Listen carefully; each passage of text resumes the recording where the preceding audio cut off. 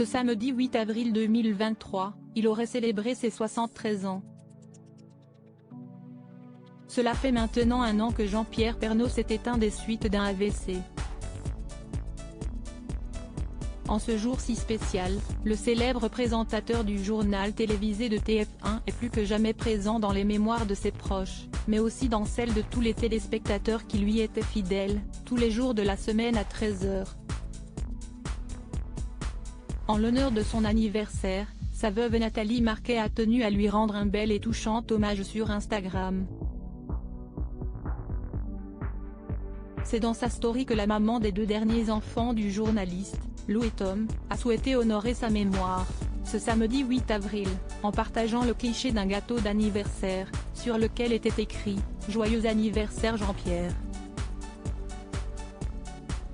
8 avril, joyeux anniversaire mon amour, a commenté l'ancienne reine de beauté en légende, avant de publier une seconde photo souvenir, sur laquelle elle prenait la pose en compagnie de son défunt mari et de leur fille Lou, désormais âgée de 20 ans.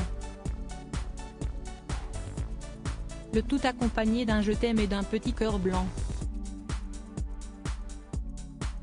Un hommage tout en sobriété qui témoigne de l'émotion, mais aussi de toute la tendresse que porte encore Nathalie Marquet à celui qui a partagé sa vie pendant plus de 15 ans.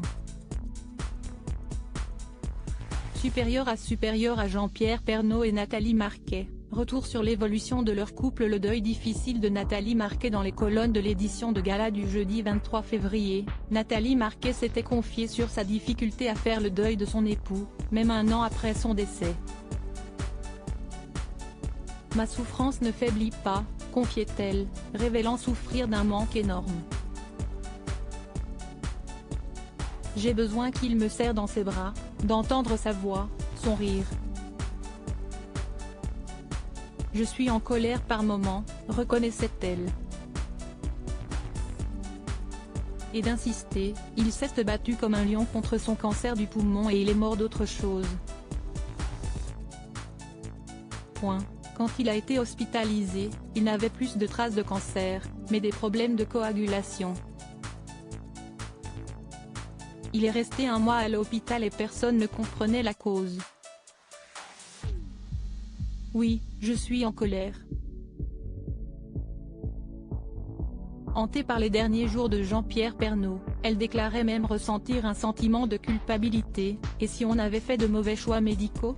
Parfois, ça me prend aux tripes et je me mets à pleurer, avait-elle raconté, en précisant que dans de ces moments de peine, elle essayait tout de même de se reprendre comme l'aurait souhaité Jean-Pierre. Article écrit en collaboration avec 6 médias. Crédit photo, Giancarlo Gorassini. Best Image.